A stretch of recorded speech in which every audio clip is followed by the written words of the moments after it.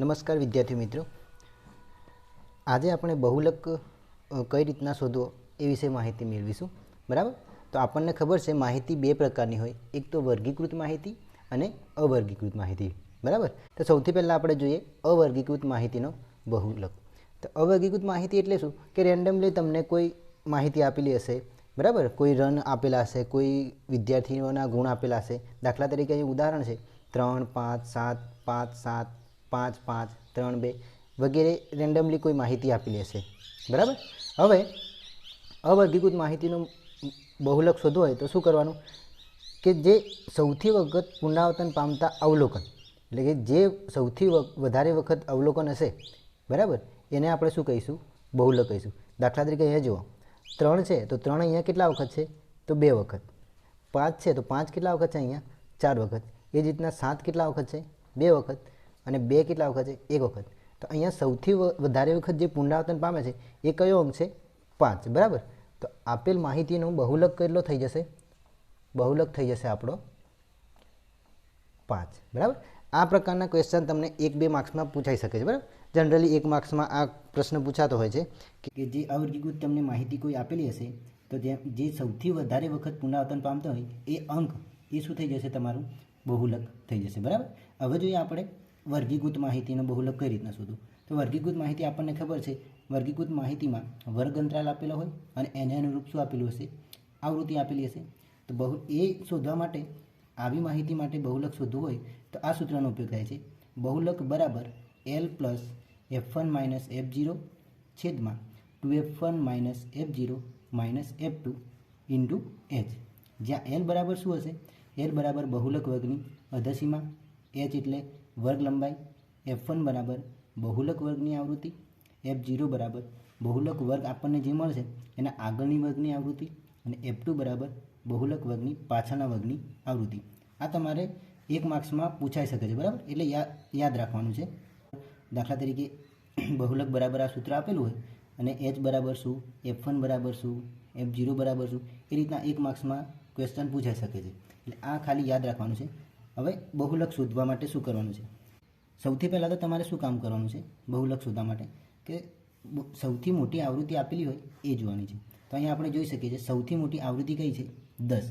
તો એ જે 10 છે એમાં જે વર્ગ આપેલો છે એ આપણો શું થઈ જશે? બહુલક વર્ગ. એટલે અહીંયા મહત્તમ આવૃત્તિ કેટલી છે?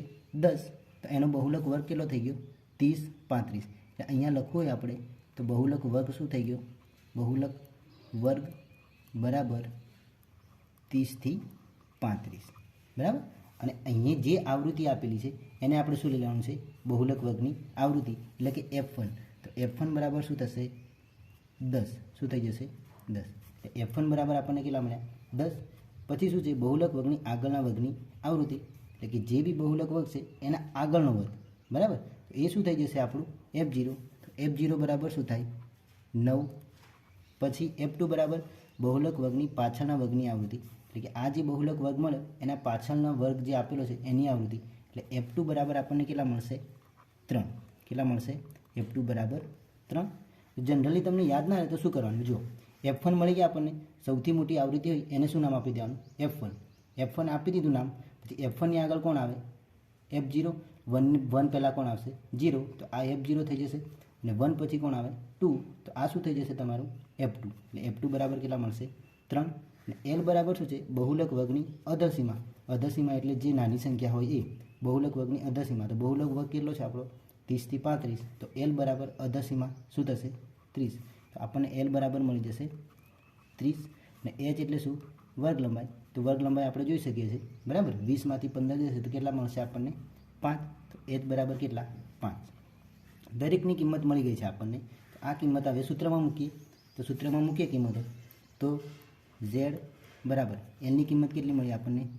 30 પ્લસ કૌંસમાં F1 બરાબર 10 માઇનસ F0 બરાબર કેટલા?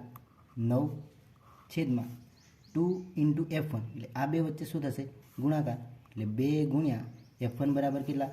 10 માઇનસ F0 બરાબર 9 અને F2 બરાબર કેટલા? તો 3 ગુણ્યા H બરાબર 5.